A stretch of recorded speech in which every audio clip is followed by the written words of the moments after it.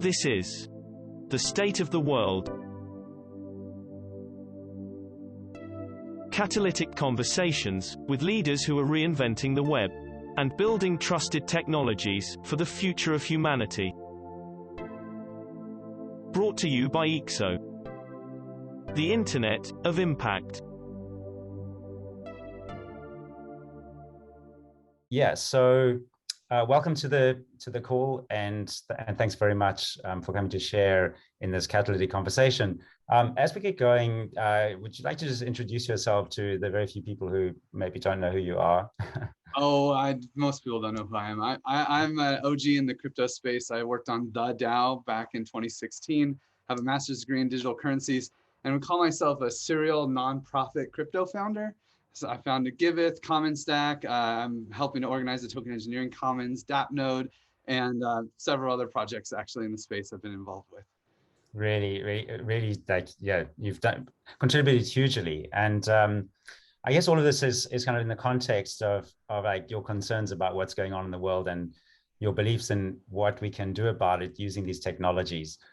So we've had many conversations, and I guess what I'm most interested to know is what is top of your mind at the moment? Like what about the state of the world currently has your attention? Honestly, top of my mind is your doll recipe. That was so delicious. But no, what top of my mind is I can't get over this fact that we don't appreciate the value of societal goods, like things that actually we all benefit from, like kind of abundance economics. Is really, we live in a world of scarcity economics, and if you can create a boundary around the value you want to create and exclude people from it, then you can have a business model and you can make money. You can reward your people who are working to create that value appropriately.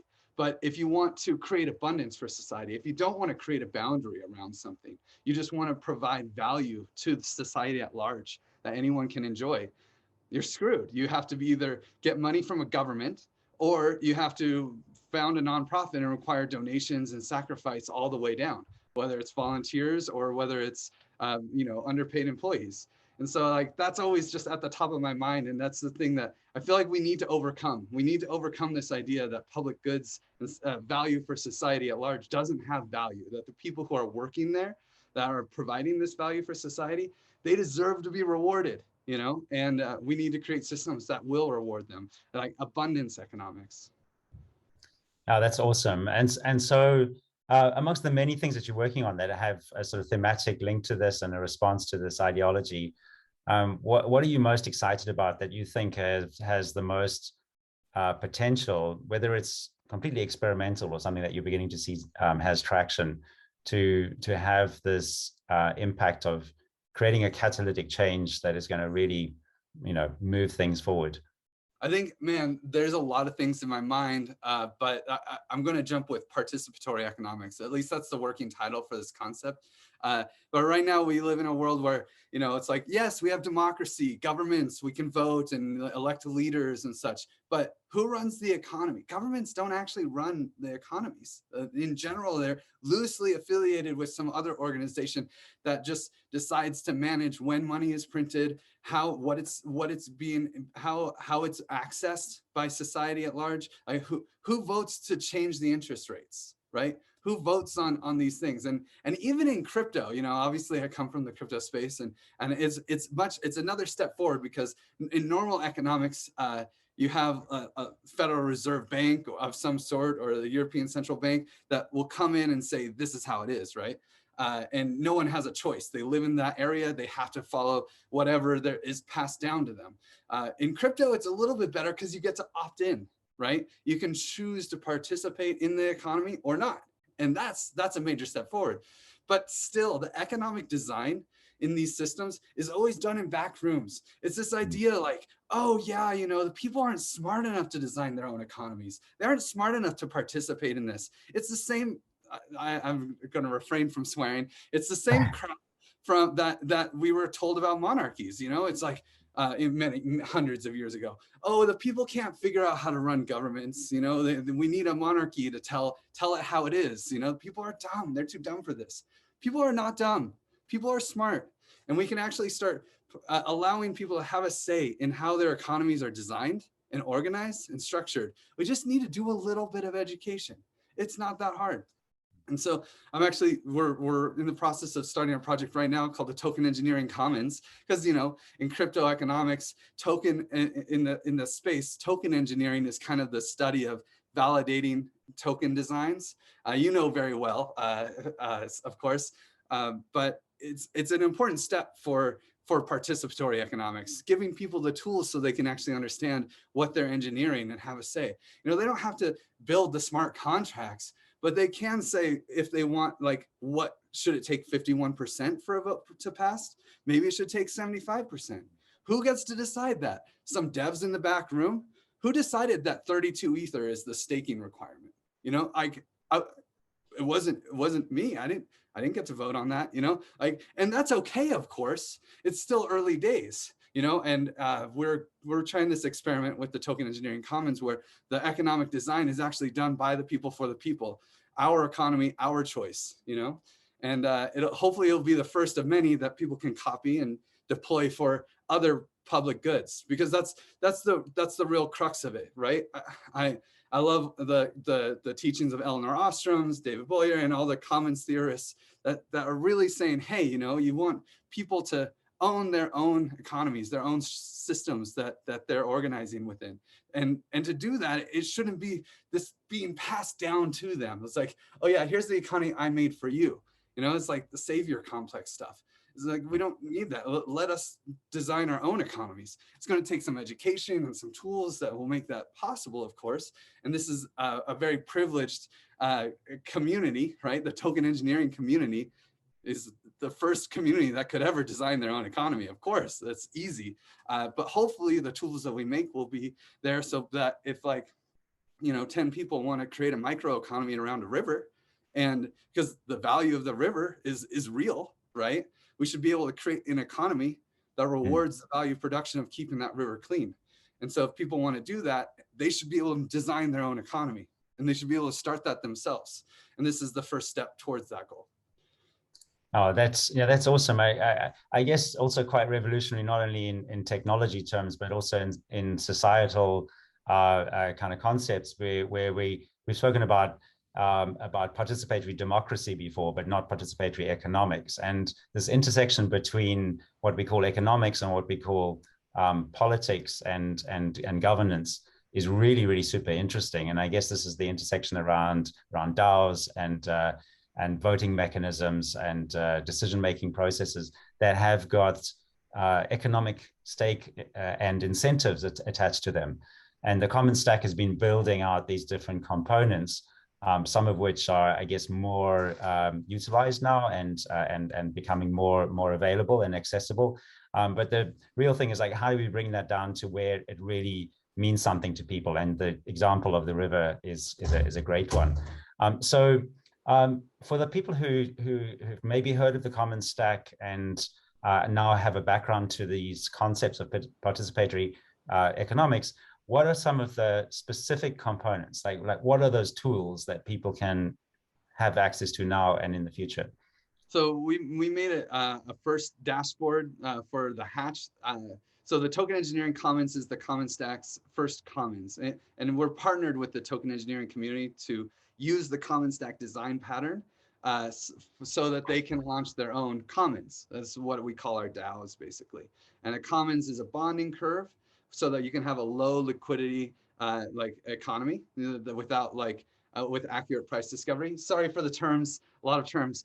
This is the technical side of things. So we have a bonding curve that we designed called the augmented bonding curve that funds a DAO that then provides funding to do work for, like, cleaning the river, right? In this case, it'll probably fund conferences around token engineering and fund modeling around token engineering. And so you kind of have, instead of just the normal charity arm or the donation arm that's like funding grants, you attach an economic arm to it, which is the bonding curve. And so people can actually, you know, in many ways, people may not like to hear this, but you can speculate on the future value that this organization can produce. And that's the real piece that nonprofits are missing. They're missing the ability to quantify the qualitative value that they're going to provide for future generations.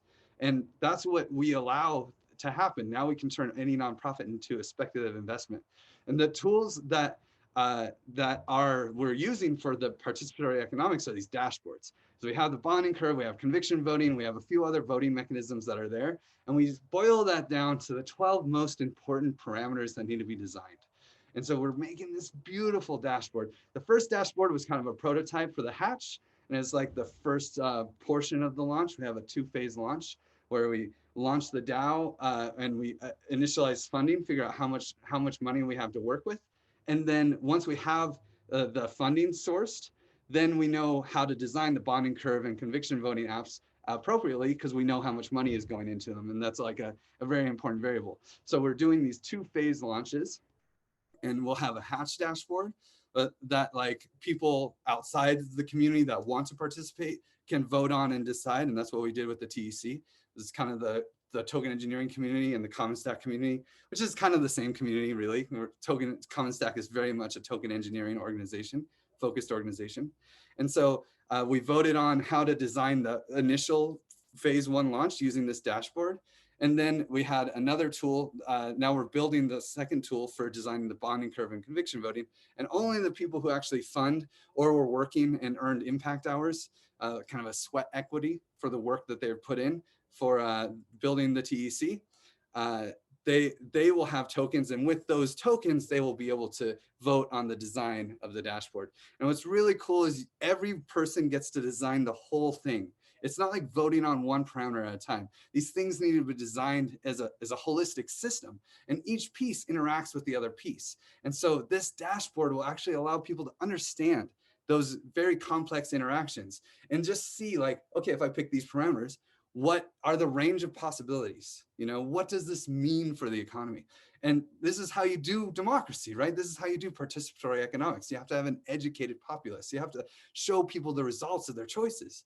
And so the dashboards are really important. We also use GitHub for actually submitting the things. So when you make an economic pattern, it's posted on GitHub. And that's where you can read everybody's proposals. And if you like that proposal, but there was one parameter you didn't really like, you click a button and you get that pre-filled in the dashboard. And you can just go tweak that one parameter and then see what the results are and be like, yes, that looks better. Submit it. And the person who submitted the first one will get some credit there, you know, and be cited. And then it's like you have your own economy by just changing one parameter, you know, and it feels really good to like come in here and design an economy, you know. So those dashboards, and then we use this other project called Token Log to use quadratic voting on the issues. And those are the tools that we generally use. Yeah, awesome. I mean, the way you describe it, I can't imagine anyone who doesn't want to get involved in this. And so, as we close off this call, you know, what would be the kind of take-home message, that catalytic idea or question or action that you think people could take from this 15-minute conversation? You know, of course, you could join, you go to hatch.tecommons.org or join the Discord, blah, blah, blah. You could participate in a TC. But if there's one thing that I want people to get an idea of, is this idea that people who are working in the public good space, they are creating value. And as a society, we don't recognize it.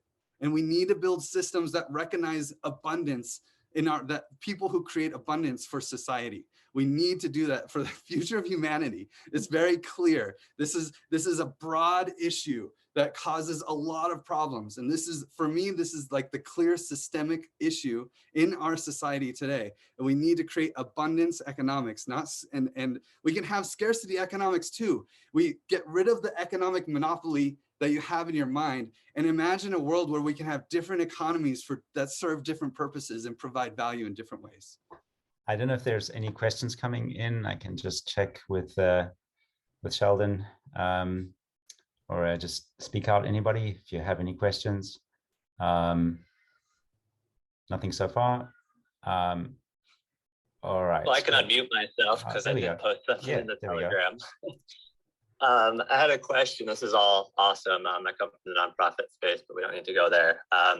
The quick question for the people who are technically adept here: what kind of learning mechanism are you learning for that algorithm to kind of dampen out the volatility? As we know, low liquidity, as you were mentioning, is a very huge impact of volatility on small or small projects. So what are you doing to kind of use that algorithm to learn how to dampen volatility and low liquidity?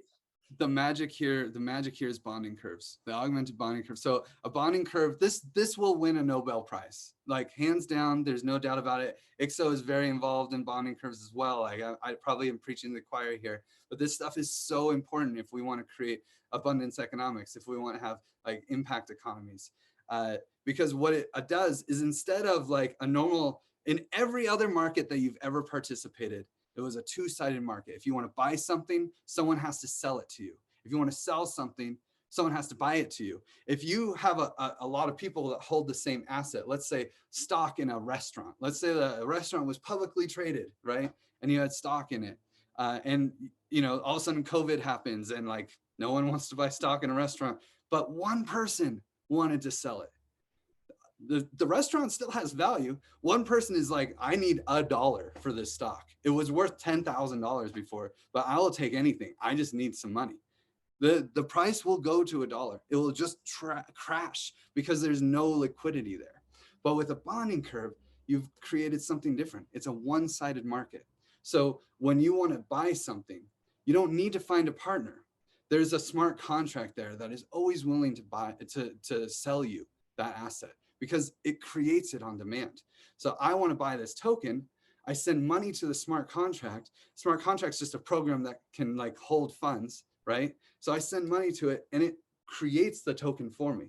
And then it also has this price algorithm in it, and it just adjusts the price for the next token that wants to be bought or sold. Because if I want to sell that token, the smart contract has money in it. So I send the token to the smart contract. Smart contract destroys the token and releases collateral to me. And in that way, you can have a program, just an equation that says, hey, the price of the first token is 1 penny, the price of the second token is 2 pennies, the price of the third token is 3 pennies, the price of 1,000th token is $10. And then it doesn't matter if anyone else wants to buy or sell. You can have a no liquidity environment. Everyone wants to sell. And everyone can, because every token is backed by funding in the bonding curve. So the price will go to zero, but everyone will actually be able to sell their token, even without a single buyer. And that's the magic of bonding curves. I guarantee that I don't know how long it's going to take for this stuff to win a Nobel Prize in economics, but it's happening for sure. Thank you so much. Thanks for taking time on your day, and it's always a great pleasure to speak with you. For sure, Sean. See you, man. Cool. Thanks.